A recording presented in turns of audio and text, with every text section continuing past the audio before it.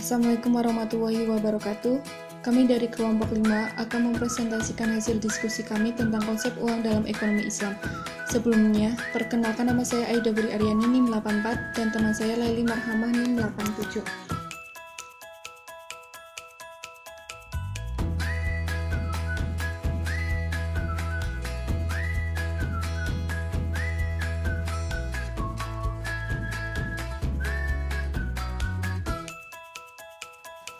Pembahasan. Yang pertama ada konsep uang dalam ekonomi Islam, yang kedua ada sejarah munculnya uang, yang ketiga ada fungsi uang dalam sistem ekonomi syariah, yang keempat ada jenis-jenis uang.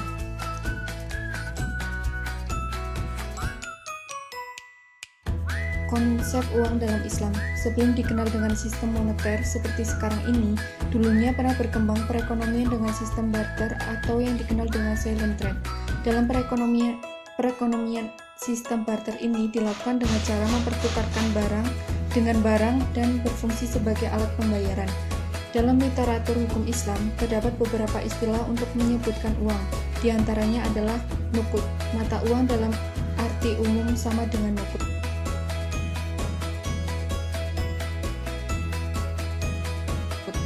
Saman, nilai sesuatu dan harga pembayaran barang yang dijual. Fulus, alat tukar tambah yang bisa digunakan untuk membeli barang.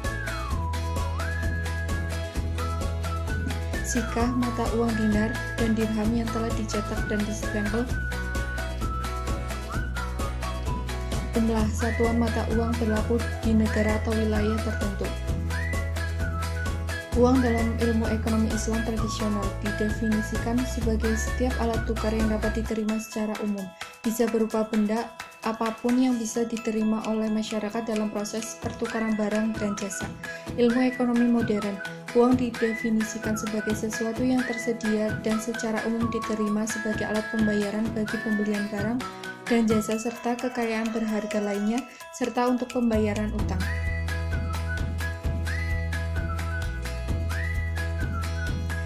Al-Ghazali, Ihya Ulumuddin, beliau menjelaskan, uang berfungsi sebagai media penukaran. Namun, uang tidak dibutuhkan untuk uang itu sendiri. Maksudnya adalah, uang diciptakan untuk memperlancar pertukaran dan menetapkan nilai yang wajar dari pertukaran tersebut. Dan uang bukan merupakan komoditi. Ibnu Khaldun Muqaddimah. Menurut Ibnu Khaldun, jika nilai uang tidak diubah melalui kebijaksanaan pemerintah, maka kenaikan atau penurunan harga barang semata-mata akan ditentukan oleh kekuatan penawaran dan permintaan, sehingga barang akan memiliki keseimbangan.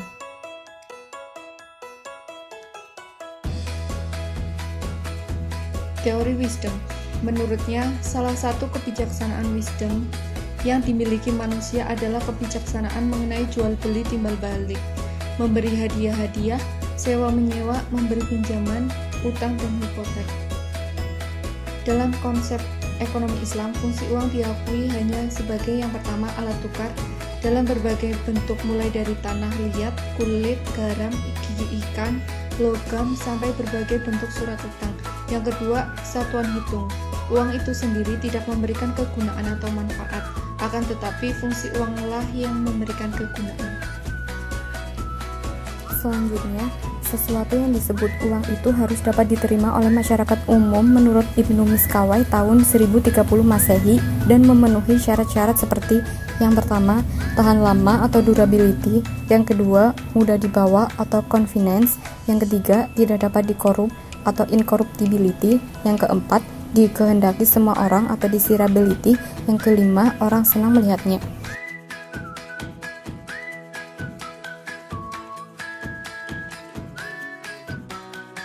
Pandangan Islam tentang nilai waktu uang.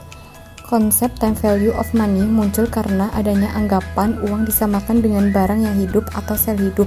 Sel yang hidup untuk satuan waktu tertentu dapat menjadi lebih besar dan berkembang. Dirumuskan dengan FV sama dengan PV dikalikan 1 plus I dikalikan N.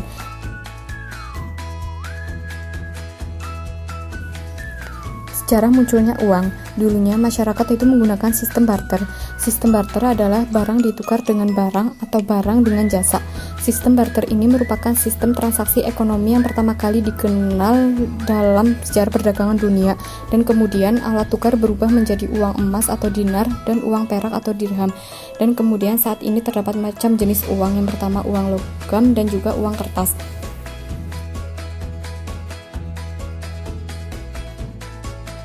Selanjutnya ada fungsi uang dalam ekonomi syariah.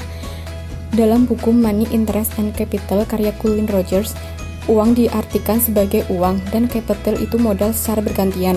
Ajaran Islam sangat mendukung fungsi uang sebagai media pertukaran atau medium of exchange, tetapi Rasulullah tidak menganjurkan barter, tetapi sangat menganjurkan transaksi jual beli antara uang dihadapkan barang dan jasa. Menurut ekonomi Islam, uang adalah uang, bukan modal. Sementara dalam konsep ekonomi konvensional, konsep uang tidak begitu jelas. Dalam konsep ekonomi syariah, uang adalah sesuatu yang bersifat flow konsep dan merupakan public goods.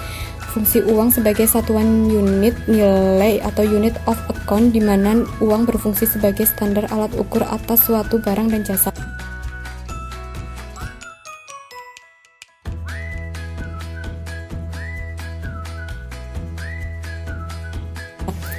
Selanjutnya ada jenis-jenis uang. Yang pertama, uang komoditas.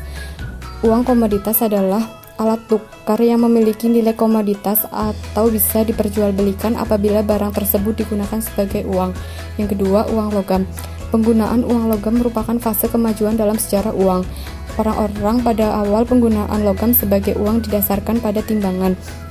Pada uang logam ada dua sistem. Yang pertama, sistem satu logam atau gold standard, dan yang kedua, sistem dua logam atau bimetalik. Yang ketiga, uang kertas.